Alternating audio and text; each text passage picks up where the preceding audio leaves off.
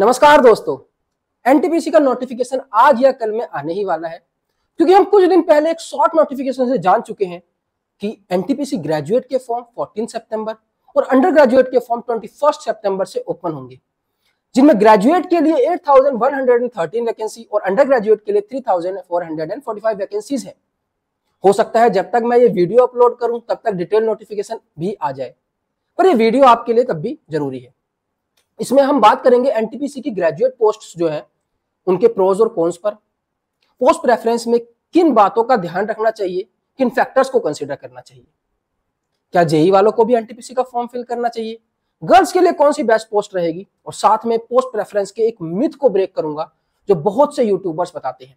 लेकिन इन सब चीजों पर बात करने से पहले अगर आप पहली बार मेरी वीडियो देख रहे हैं तो मैं आपको बता दूं, मेरा नाम है रविपाल, चैनल का नाम है अनलर्निंग पाठशाला। मैं 3-4 साल से गवर्नमेंट जॉब्स के कंटेंट के फील्ड में काम कर रहा हूं और अनअकैडमी में क्वांट के टीचर के पद पर भी काम कर चुका हूं। अभी रेलवे में जेई के पद पर मेरी ट्रेनिंग चल रही है। तो आपको अगर वीडियो अच्छी लगे तो चैनल को सब्सक्राइब करना और बेल आइकन को प्रेस करना। अब वीडियो स्टार्ट करने से पहले आपको बता दूं कि अगर आप किसी भी गवर्नमेंट जॉब की प्रिपरेशन कर रहे हो तो आप किरण पब्लिकेशन की बुक्स को फॉलो कर सकते हो, क्योंकि इन बुक्स का कंटेंट काफी अच्छा है और अदर बुक्स के कंपैरिजन में ज्यादा कॉस्टली भी नहीं है। इन बुक्स में आपको चैप्टर वाइज वेटेज देखने को मिल जाएगी प्रीवियस एग्जाम के बेसिस पर, जिससे इंपॉर्टेंट टॉपिक्स का हमें पता चल सकता है और हम अपनी तैयारी को और बेहतरीन कर सकते हैं। अगर हम इनकी मैथ्स की बुक्स की बात करें, मैथ्स की बुक में आपको 10,000 से ज्यादा क्वेश्चंस मिल जाएंगे, जिन क्वेश्चंस को करने से आपकी प्रैक्टिस काफी अच्छी हो जाएगी। और मैथ्स और रीजनिंग में तो प्रैक्टिस का ही सारा खेल है। और अगर रीजनिंग की बात करें तो 2700 से 8700 से ज्यादा क्वेश्चंस मिल जाएंगे। ये वो सब क्वेश्चंस हैं जिनको प्रीवियस ईयर के क्वेश्चंस को देखते हुए तैयार किया गया है, ताकि आप अपनी तैयारी को बेहतर कर सकें। और अगर जीएस को देखें तो 3790 से ज्यादा क्वेश्चंस आपको यहां मिल जाएंगे इन बुक्स के अंदर। तो इन बुक्स को करने से आपकी तैयारी जो है काफी अच्छी हो सकती है। इन बुक्स का लिंक आपको डिस्क्रिप्शन में मिल जाएगा, आप वहां से जाकर परचेज कर सकते हैं। और अगर आप स्पेसिफिकली एनटीपीसी प्रीवियस ईयर की बुक लेना चाहते हैं और आपकी तैयारी भी अच्छी है तो आप इनकी वॉल्यूम 1 ले सकते हैं, जो आपको अभी स्क्रीन पे दिख रही है, जिसमें आपको जो पहले एनटीपीसी का पेपर हुआ था उसकी शुरू की 60 शिफ्ट्स मिल जाएंगी। और अगर ये आप कर लेते हो तो आप वॉल्यूम 2 भी इनकी परचेस कर सकते हो, जिसके अंदर आगे की 70 शिफ्ट्स आपको मिल जाएंगी 61 से। इन सबको करके आप अपनी प्रिपरेशन अच्छी कर सकते हैं, अपना सिलेक्शन कंफर्म कर सकते हैं। नीचे डिस्क्रिप्शन में आपको लिंक मिल जाएगा और आप ऑफलाइन भी इन बुक्स को परचेस कर सकते हैं। चलिए स्टार्ट करते हैं। इस वीडियो में हम बात करेंगे ग्रेजुएट पोस्ट की, जिसमें लेवल 5 और लेवल 6 की जॉब्स आती है। नोटिफिकेशन से हमने जाना कि लेवल 6 में इस बार 2 पोस्ट हैं।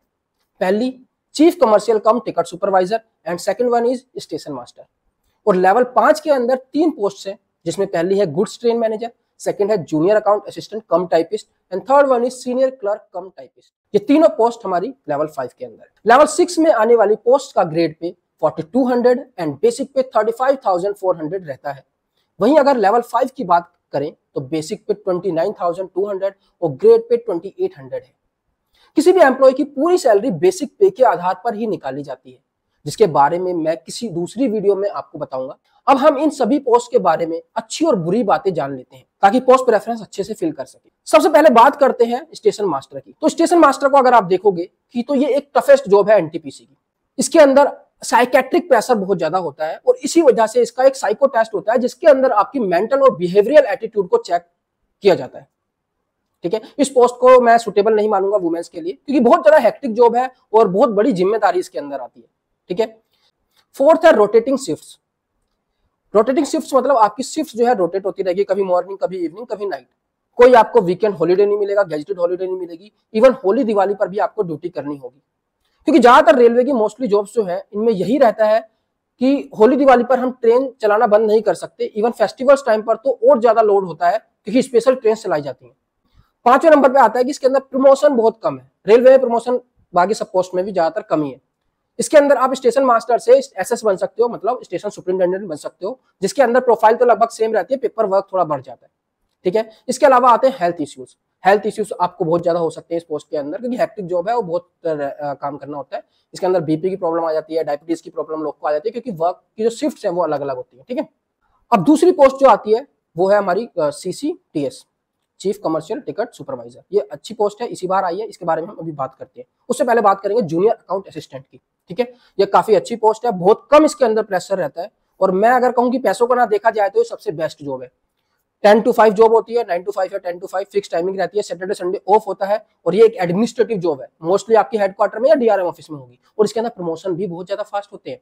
ठीक है, इसके अंदर आप सीधा 4200 ग्रेड पे पहुंच सकते हो, 2A का एग्जाम देके, एक 3A का एग्जाम देके आप 4800 ग्रेड पे पहुंच सकते हो, तो काफी अच्छी पोस्ट है। अगली आती है गुड्स ट्रेन मैनेजर। नहीं, गुड्स ट्रेन मैनेजर से पहले बात करते हैं सीनियर क्लर्क की। सीनियर क्लर्क के अंदर भी जो है सारी चीजें सेम रहती हैं, जिस तरह जूनियर अकाउंट असिस्टेंट के अंदर थी चीजें।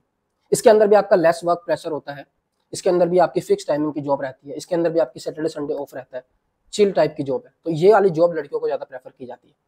ठीक है, क्योंकि ये भी एडमिनिस्ट्रेटिव जॉब है और हेडक्वार्टर या डीआरएम ऑफिस में रहेगी, और इसके अंदर भी प्रमोशन फास्ट है। इसके अंदर तो आप 3 से 4 साल में सीधा 4200 ग्रेड पे भी पहुंच सकते हो। ठीक है, goods train manager next post, जिसको टफेस्ट जॉब माना गया है। ठीक है, one of the toughest job है, और उसी हिसाब से इसके अंदर आपको पैसा भी सबसे ज्यादा मिलेगा। बेशक इसका ग्रेड पे स्टेशन मास्टर और सीसीटीएस से कम हो, लेकिन उनसे ज्यादा सैलरी आप इसके अंदर उठा सकते हो। हाईएस्ट सैलरी पोस्ट है, चाहे बेशक कम लो ग्रेड पे इसका। क्यों? क्योंकि इसके अंदर रनिंग अलाउंस आपको मिल जाते हैं, उसकी वजह से इसकी सैलरी काफी ज्यादा बढ़ जाती है। पर किलोमीटर अलाउंस आपको मिल जाते हैं 3-4 रुपए के आसपास। लेकिन ये जॉब भी मैं कहूंगा सुटेबल नहीं है गर्ल्स के लिए, क्योंकि इसके अंदर आपको ट्रेन के साथ ट्रेवल करना होता है, जाना होता है इधर उधर, काफी हेक्टिक जॉब है। पर आप फील कर सकते हो, ऐसा नहीं है। लेकिन अगर पैसों की बात नहीं है, मैटर नहीं है, तो आप इसको नीचे प्रेफरेंस में रख सकते हो। इसके अंदर आप डायरेक्ट 4200 जा सकते हो 3-4 साल में, और जो इसकी अगली प्रमोशन होगी आपकी, वो पैसेंजर या एक्सप्रेस का आप गार्ड बन जाओगे। ठीक है, अभी क्या है गुड्स के, पहले गुड्स मतलब मालगाड़ी, और पैसेंजर और एक्सप्रेस ट्रेन जिसके अंदर सवारियां जाती है। ठीक है, पैसेंजर जाते हैं। अब बात करें अगर CCTS, chief commercial ticket supervisor की, तो इन वैकेंसीज को इस बार ही ऐड किया गया है। गवर्नमेंट ने लास्ट ईयर एक नोटिस निकाला था कि कमर्शियल और टिकटिंग वर्क जो है, जो ये स्टाफ है, इनको मर्ज करना है, तो उनको मिलाकर ही ये पोस्ट बनाई गई है। पहले कमर्शियल अप्रेंटिस आती थी और एक होती थी चीफ टिकट इंस्पेक्टर। अब ये नई पोस्ट है, तो किसी को भी अच्छे से इस जॉब के बारे में नहीं पता, लेकिन लेवल 6 है और कमर्शियल डिपार्टमेंट भी इंक्लूड है, तो बहुत ज्यादा हेक्टिक वर्क तो नहीं होना चाहिए। लेवल 6 पर स्टेशन मास्टर से तो कम ही हेक्टिक होगी। और दूसरा, मेडिकल स्टैंडर्ड भी B2 है, तो आप अगर A2 से बाहर भी होते हैं तो भी आपको ये पोस्ट मिल सकती है, क्योंकि A2 से बाहर होना बहुत लाजमी है इसके अंदर। थोड़ा सा भी आपको चश्मे का नंबर वगैरह होगा तो A2 से बाहर हो सकते हो। ठीक है, जहां स्टेशन मास्टर में A2 चाहिए होता है, आपको बिल्कुल मतलब अच्छी आपकी आई होनी चाहिए। पोस्ट भी इसकी इस बार ज्यादा है, तो मैं इसको फर्स्ट प्रेफरेंस रखने को आपको सलाह दूंगा। बाकी सब पोस्ट जो मैंने बताई, इनकी मैं डिटेल वीडियो भी बनाऊंगा, तो चैनल से जुड़े रहें। अभी पोस्ट प्रेफरेंस के लिए जितना जरूरी है उतना आपको इस वीडियो में पता चल जाएगा। और ध्यान रखना, जिस भी पोस्ट पर आप सिलेक्ट होंगे, आपको ट्रेनिंग पीरियड में बेसिक प्लस डीए मिलेगा। जैसे मैं अपना ही एग्जांपल देता हूं, मैं लेवल 6 पर अभी हूं और मेरा बेसिक पे 35,400 है, और अभी जुलाई से पहले डीए 50% ऑफ बेसिक था। अब जुलाई में बढ़ गया है, जो बढ़ा हुआ है वो कुछ महीने बाद एरियर्स की फॉर्म में मिलता है। तो अभी मेरी जो सैलरी आ रही है वो 35,400 बेसिक प्लस 50% ऑफ डीए बन गया 17,700, तो 53,100 रुपीज मेरी सैलरी आती है, जिसकी सैलरी स्लिप पर मैंने वीडियो बनाई है। आप आई बटन पर ऊपर और डिस्क्रिप्शन में चेक कर सकते हैं, आपको मिल जाएगी वीडियो। ट्रेनिंग के बाद ही आपको अदर अलाउंसेस मिलने स्टार्ट। अब बात करते हैं पोस्ट प्रेफरेंस की। ये एक ऐसी चीज है जिसकी अगर आपको नॉलेज नहीं है तो आप बहुत बड़ी गलती कर सकते हो। एक गलत प्रेफरेंस आपको अच्छे मार्क्स लाने के बावजूद भी बेकार पोस्ट दिलवा सकती है। पोस्ट प्रेफरेंस किन किन चीजों से प्रभावित होती है, ये जानना बहुत जरूरी है। और अगर आप पोस्ट प्रेफरेंस की साइंस समझ गए तो आपको कभी किसी जॉब की पोस्ट प्रेफरेंस के लिए इधर उधर भागना नहीं पड़ेगा। एनटीपीसी में तो 4-5 पोस्ट की ही प्रेफरेंस है ग्रेजुएट लेवल पर, और वो बहुत इजी है, क्योंकि लेवल 6 को ऊपर रखना है और लेवल 5 की पोस्ट को नीचे रखना है, जो मोस्टली बच्चे रखेंगे, और इस वजह से पोस्ट प्रेफरेंस काफी इजी हो जाती है एनटीपीसी में। लेकिन अभी जो आर्मी जेई का फॉर्म आया था ना, सारी पोस्ट लेवल 6 की थी, तो 32 अलग अलग डिपार्टमेंट में, तो पोस्ट प्रेफरेंस फिल करना बहुत मुश्किल था। और जो जेई के बच्चे वीडियो देख रहे हैं ये वाली, उन्हें पता है कि मेरी जेई की पोस्ट प्रेफरेंस देखने के बाद और समझने के बाद वो कितनी आसानी से बेस्ट पोस्ट फिल कर पाए थे। और सबको इसकी प्रॉपर नॉलेज नहीं होती। जैसे कि ये एक चैनल है, इसमें इन्होंने बताया है कि पोस्ट प्रेफरेंस मेडिकल कैटेगरी से प्रभावित होगा, और अगर आप A2 फिट नहीं है तो आप A2 वाली पोस्ट को ऊपर ना फिल करें। मैं इन भाई को किसी बात पर क्रिटिसाइज नहीं कर रहा हूं, ये काफी अच्छी और इन्फॉर्मेटिव वीडियोस बनाते हैं, मैंने खुद इनकी वीडियोस देखी हैं, पर यहां पर थोड़ी सी अलग इन्फॉर्मेशन हो गई, इसलिए मैंने सोचा आपको बताया जाए।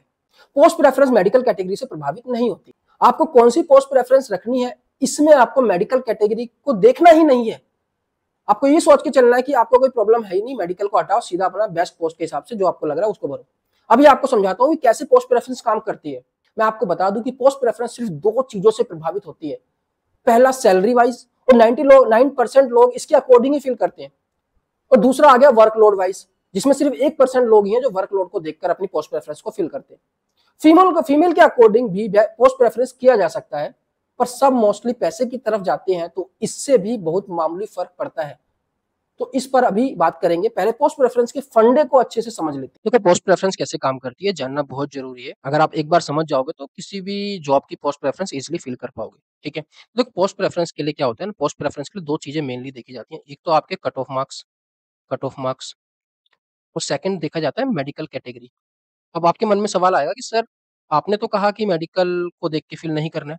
तो मैंने कहा कि पोस्ट प्रेफरेंस फिल करते टाइम मेडिकल कैटेगरी नहीं देखनी है, लेकिन जब रेलवे डिसाइड करेगा कि आपको कौन-सी पोस्ट देखनी है देनी है, तो वो इस चीज़ को चेक करेगा, ठीक है? समझो इस चीज़ को। देखो मान लो आपने 4 प्रेफ़रेंस दे रखी है, एक पहली कुछ प्रेफ़रेंस है, दूसरी कुछ प्रेफ़रेंस है, तीसरी कुछ प्रेफ़रेंस है, चौथी कुछ प्रेफ़रेंस है। ये आपने पोस्ट प्रेफ़रेंस फिल कर दी। अब रेलवे ने रिज़ल्ट मतलब देखा सबके मार्क्स कितने हैं, सबसे पहले वो देखेगा कि कट ऑफ मार्क्स कितने हैं। अगर आपके मार्क्स कट ऑफ से ज़्यादा है, पहली प्रेफ़रेंस के मार्क्स जो है कट ऑफ से ज़्यादा है, तो मतलब इस चीज़ में आप पास हो गए। फिर वो देखेगा कि इसकी मेडिकल कैटेगरी क्या है। अगर उसकी मेडिकल कैटेगरी मान लो A2 है, ठीक है?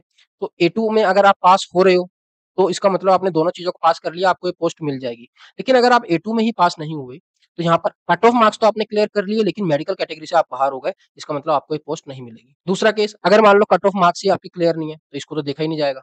ठीक है, बेशक आप इसके अंदर पास भी हो रहे होंगे, इसको देखा ही नहीं जाएगा, कट ऑफ मार्क्स से आप बाहर हो गए, तो ये पोस्ट नहीं मिलेगी।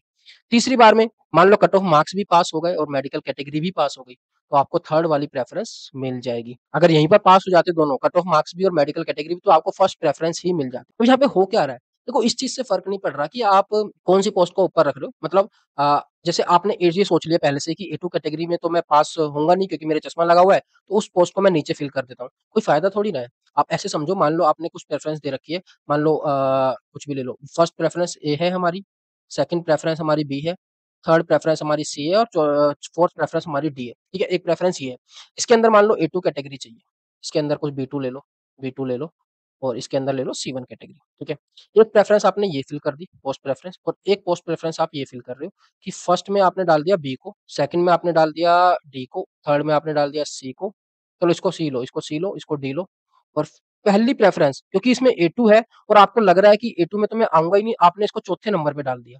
अब देखो कैसे काम होगा। अगर मैं इसकी बात करूँ, ठीक है? रेलवे देखेगा कि आपने मान लो कि कट ऑफ मार्क्स आपने सबके क्लियर कर लिए चारों पोस्ट के, तो वो देखेगा कि A जो है, मतलब इसने जो पहली प्रेफ़रेंस है, इसके कट ऑफ मार्क्स को आपने क्लियर कर लिया। तो पहली चीज़ क्लियर हो गई कट ऑफ मार्क्स वाली, ठीक है?